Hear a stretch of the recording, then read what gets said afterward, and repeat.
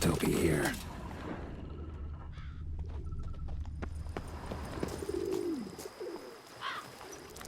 Throat torn open by man-like jaws. Man-like, except for long fangs. Killed with a single blow. In the cellar, gotta be.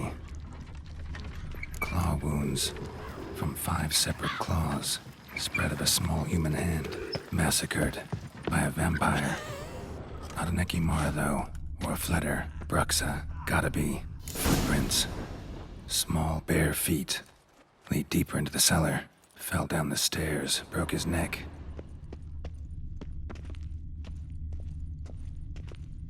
Hurled against the wall with great force.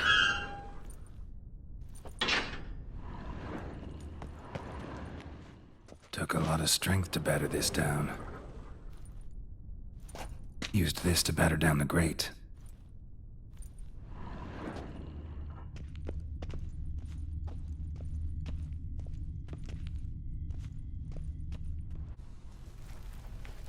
Nilfgaardian florins from several different provinces. If the murderer did this, means we're dealing with a sentient thinking beast.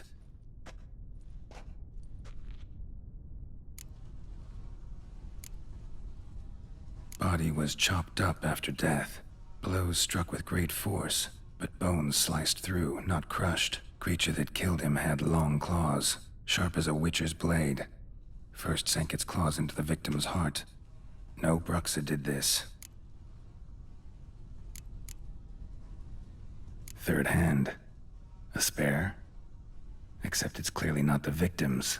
Guardsmen must have not noticed it as they picked everything up. How's this possible? Still warm. Blood still flowing? Several monster species can regenerate.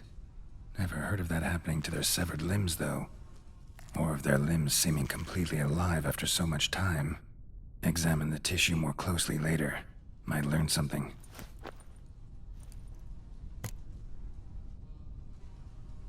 So, murderer was clearly a monster, but not a Bruxa. But then why'd the Bruxa come here for the severed hand? And who does the hand belong to?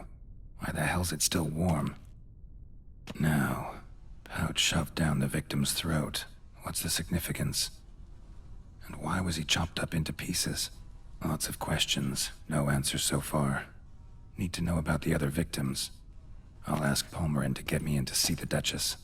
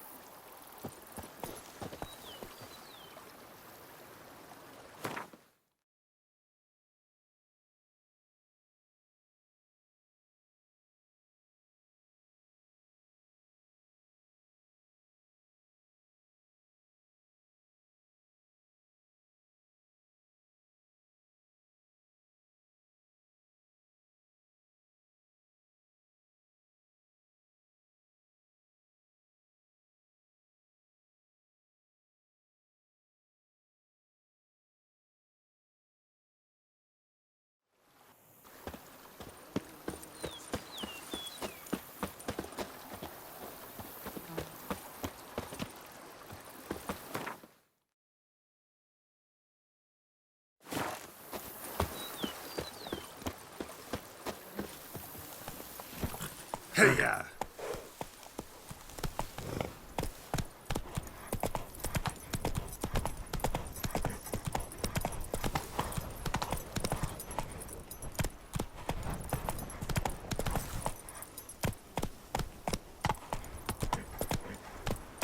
Go, go.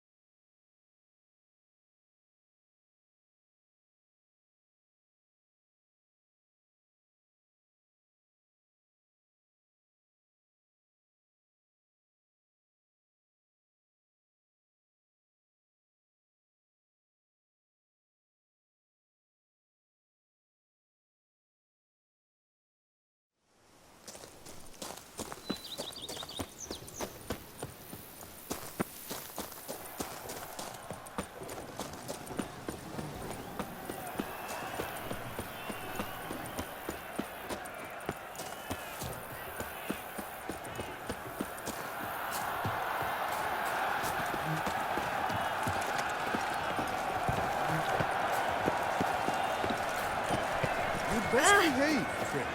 You're in Beauclair's. A smashing place was just. Then what's I right? need to speak to the Duchess, urgently. All right, you scamps. Store is done. Go find your parents. But the Palmerine. What about the story of Riddick and the dragon? Our tales for another time. But take a good look at the man who stands before you now. This is Geralt of Rivia, the master witcher who lent his valiant hand to the defeat of the giant Goliath. Master Witcher, is it true virtue always trumps villainy?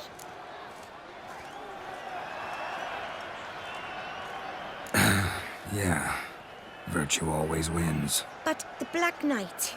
He's a villain and he wins. The cutter of Casteldaccia, too. Moral victory. That's what counts. Rubbish. Now, that will do for questions. Go find your parents.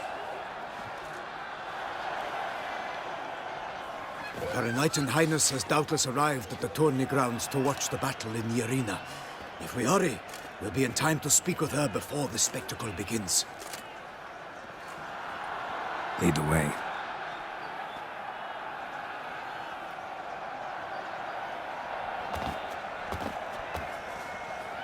Who's fighting? Nilfgaardian gladiators? Close, but not quite. As you will soon see. Someone's gonna fight a Shaelmar? With only some bells on its tail to confuse it, slow it down? Whatever is the problem? The beast is a gift from the Emperor, no less.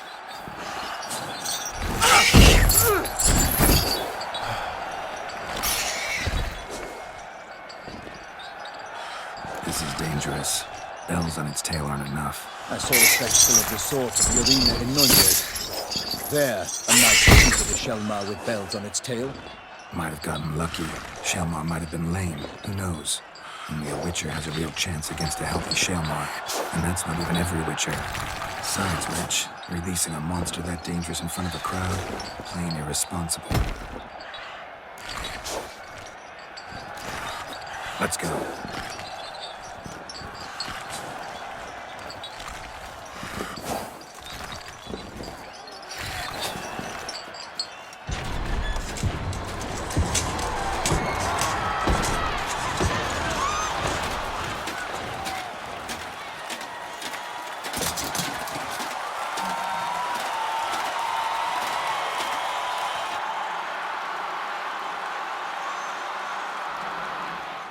I dedicate my imminent victory to fair Lady Vivian.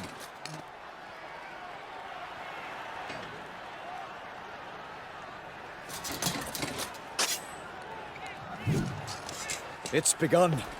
The fight shall have to end first. We must wait.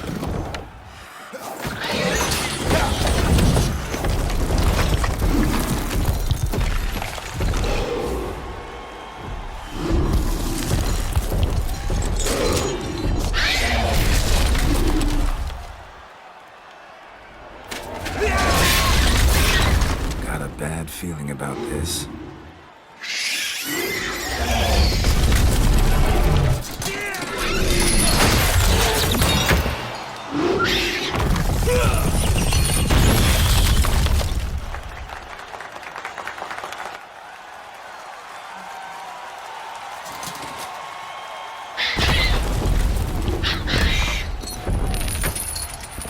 Damn it.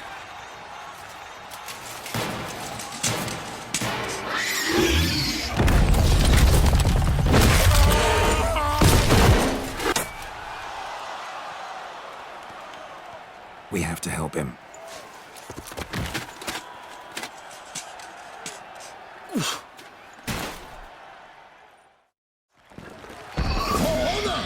Onward! Gotta keep it down. Alas, alas! The beast heaved its foul girth, let loose a roar, and knocked him to earth. Down came the Witcher in one mighty bound to give fight to the beast. Its plans confound. Out, brief flame. And thus the Witcher's life was snuffed. All our hopes, alas, had turned to dust. The fate of the beast has been weighed by the gods. Soon the Witcher shall triumph against all odds. The Witcher waited till the time was true, then twirled, danced, and spun, struck the monster right through. Like a bow who leaps after love's first spurt, so the Witcher wooed the Selma, then its foul heart hurt. Dodge, dive, flee, faint, its razor strikes belly, Selma's cries ring aloud, blood transforms into jelly.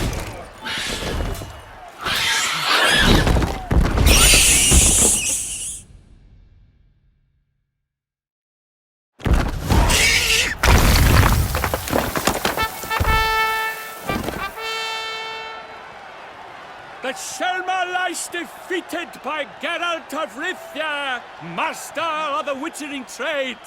Behold, as the last gasps of life seep from the beast.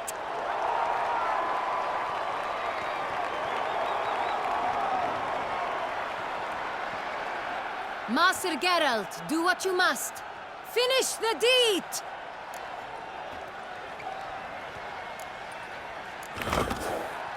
Monster's no threat. No need to kill it. A victor may always show mercy. It is his right. Long live Geralt the Merciful! Pikeman, see to the beast.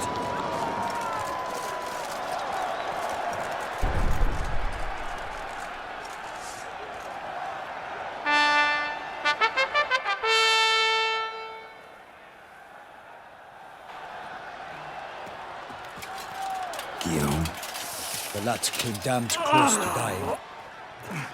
I'm fine. Not hurt at all. Vivian? Smile as befits a hero and keep silent. Speech clearly pains you. She approaches.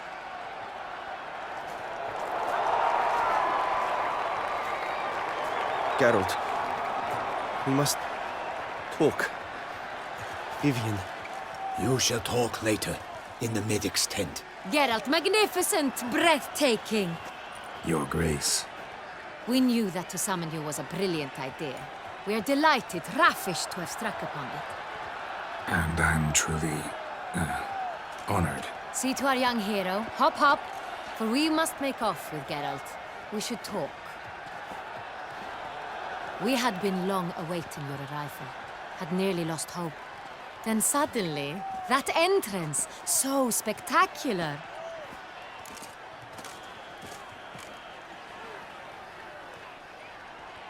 Your Grace, my contract.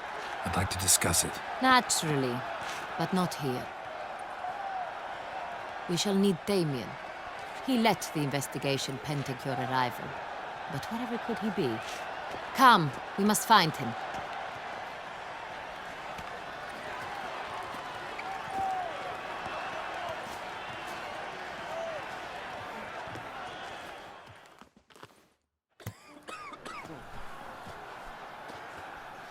Tell us, have you come alone? Or did Viscount Julian accompany you? Wish to see Dandelion, Your Grace? Yes, I mean, no. Yes. But solely to tell him we regret. Yes, deeply regret rescinding the death sentence we so justly handed down upon him. If we could turn back time, we would make certain he sat in a tower till he rotted. No, we would ensure he was broken on the wheel, then drawn, hanged, and quartered.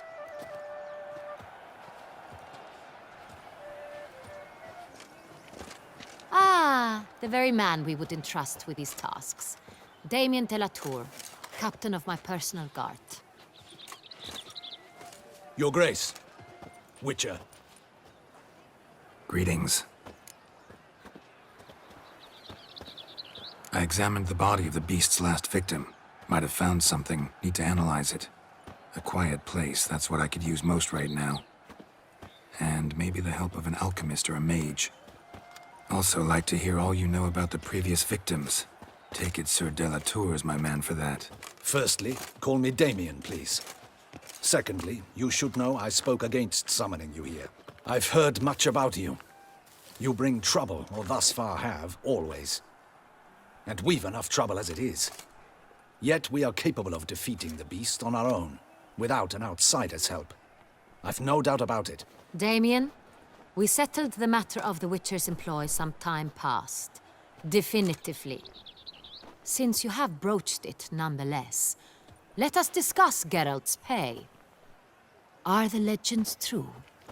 Do Witchers usually demand that which you find at home, yet did not expect? Not quite, Your Grace. Law of surprise, it's something we invoke at times, but rarely. Usually we just take gold. Disappointing. This law sounds rather romantic. On the other hand, on returning to the palace, we would likely find impatient petitioners or a set of sample fabrics for a new dress. Poor rewards, both. I fear you'd not have much use for any of the surprises we are likely to come upon. Thus, we've decided you shall receive the deed to a vineyard, Corvo Bianco, and a sum of coin. You will doubtless consider this adequate. Title to the vineyard shall be given to you at once. Surely you'll need lodgings while you hunt. The coin, however, will be yours only once you have slain the beast. Lovely, generous gesture, Your Grace. Corvo Bianco. Isn't it the Duchy's temporary morgue? Is it now? The Chancellery's bungled things again, we fear. Not to be left unsupervised for one instant. Yet, in its mood, a morgue should present minimal problems to a Witcher. What's more, nothing enhances a wine's reputation better than a grim legend. Thank you, Your Grace. I accept the contract, of course. But as I said before, I'll need some information.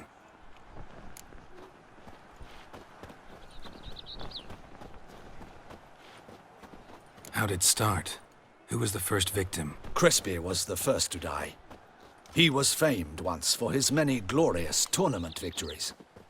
Then he grew old, hung up his sword, and took to winemaking. Crespi was not loved by the wine merchants. He was ruthless in business and thought to cheat many a time. He asked us for a dispensation from all court ceremonies. We did not grant it. We could not. Once you've taken the oath of a knight, you remain a knight till death. How'd he die? Where'd they find the body? Quite unusual, the circumstance. He was at a feast when suddenly one of his fellow feastgoers noticed he was missing. The town watch found him an hour later. On his hands and knees, propped against the town pillory, his sword hanging from his neck. He had died of wounds inflicted with claws, not a weapon. Blows of great force. So he died suddenly, but the body was on its knees, meaning someone posed it. So it seems. Second murder. Tell me what you know. In the city there are certain nooks. No one reasonable ventures there after dark. Ramon Dulac's corpse was found in one such place. With the first murder, terror gripped the city. Its inhabitants grew wary, kept to safe areas. Consequently, news of the second victim came to us from a group of concerned cut-purses. Criminals fear the beast? Telling in a way. Take it you've excluded the possibility that Ramon died at the hands of these bandits. Do you believe me an amateur? Not hands, but claws killed Ramon Dulac. The wound was deep, clean. His body was found in a gutter, dressed in nightshirt and cap, a pillow placed under his head, and his sword replaced by a bed warmer. Ramon Dulac, a knight who but a dozen years past was an advisor to our father, the Duke. Someone went to a lot of trouble to make him look ridiculous. Maybe revenge was the motive. It's not out of the question. Dulac had shady dealings with the criminal underworld, but no one ever came forth with concrete proof of any misdoings. So, first two victims were knights, best years behind them. The same could be said of the third. Sir Delacroix was wont to claim that in modern times knights face new challenges, enterprise being the latest addition to the chivalric virtues. He made a veritable fortune in the grain trade. Palmerin even nicknamed him Sir de la Stinchi. Found a coin pouch on his body. Contained florins dating from various times, hailing from different provinces of the Empire. Delacroix loved coin, true, but had no patience for numismatics. Lots of similarities between the victims. All the bodies were found in strange places under extraordinary circumstances. Seems the murderer, whoever or whatever it is, has some meaning to convey. These were honorable men. We are horrified by the disdain, the disrespect with which they were treated. These were knights of Toussaint. Blast it. Might be the point. From what you say, none was a model of virtue. Ever considered that's what the beast's trying to draw attention to? All the murdered men were knights who swore fealty to the 5 chivalric virtues. And even if Knights of Toussaint swear fealty to what virtues exactly? honor, wisdom, generosity, valor, and compassion. Beast seems to be pointing up moral decay, denouncing it. Victims were all humiliated. Might have been murdered to emphasize their lack of specific chivalric virtues. Honor compromised by the pillory. Wisdom by ridicule. Generosity by a coin pouch shoved down a throat. It seems to fit, true, though not perfectly. Can't discount the theory if it's on the lips of everyone in town. Say our reasoning's right. Next murder will be just as showy and denounce the victim's lack of the 4th virtue, valor. We can also assume that victim will be an elder knight. Let's think. At the moment, all the knights are either at the tourney grounds or in the palace gardens. Our annual hare hunt shall begin there shortly. Have you heard of the custom? Milton mentioned something. Seemed excited to prance around in a bunny costume. Not sure why. Hang on. Strange circumstances. A knight advanced in years. The famed cowardice of rabbits. Could it be that simple? Is Milton de Peyrac-Peyren the next victim? Milton also knew Delacroix. Told me so down by the river. Damien! To miss something so obvious.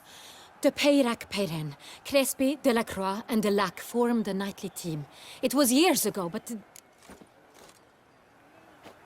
Your Grace, we need to find Milton. Immediately. Rather problematic. You see, the garden entertainments are due to start, and he's disguised as the hare, hiding somewhere, waiting for some tipsy courtiers to find him. The hare's hiding place is a carefully guarded secret. We must call off the game, at once. First and foremost, we must remain calm. Damien, order the garden searched immediately, but discreetly. By no means can we disrupt the festivities. Panic will only incite the beast to strike sooner. And you, Witcher, follow me. My gardens, my night, I shall take the fall.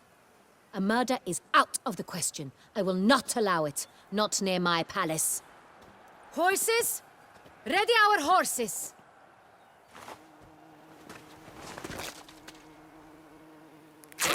Your Grace!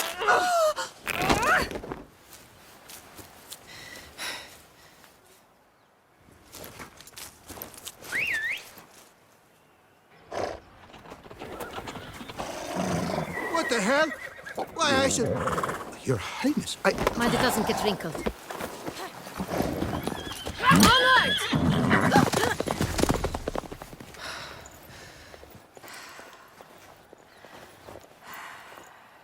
Hey! That is silk! Be careful! Give it to me!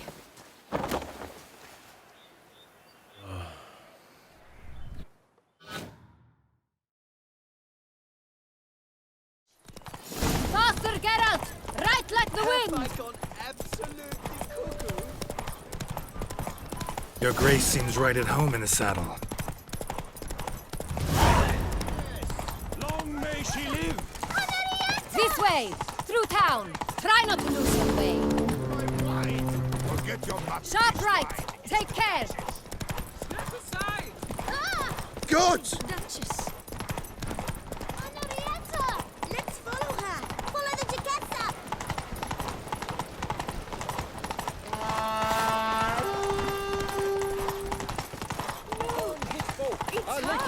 It's hard!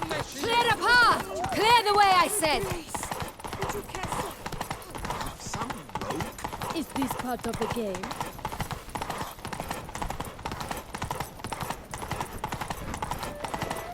It's here! Just round the corner! Hurry! We must go to where the game is being held. The participants must find a unicorn's horn, a golden fish, and a phoenix egg. With these in hand, they can deduce where the hare, Milton, hides. Mean we need to find those things too. We've no other option. But time is of the essence, so we shall have to break the rules.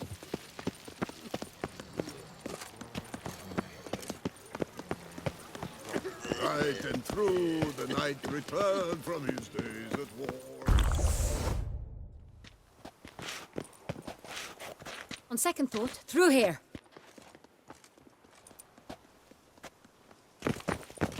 I shall show you where the hunt plays out. Then we will split up. You will get hold of the unicorn horn and the golden fish. While I nab the phoenix egg. That will be quickest. Golden fish. Do I need a rod or a net? Please, Geralt. It's not a real fish. Look there, towards the water.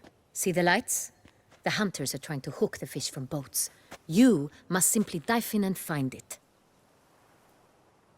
The unicorn. How do I catch it? It's terribly skittish, true, but I'm sure you will find a way to earn its trust. It runs around, over there, look. The golden fish and the horn both contain things or clues that will help us find Milton. Once you have fish and horn, find me among the other phoenix egg hunters. All clear? Then let's get to it.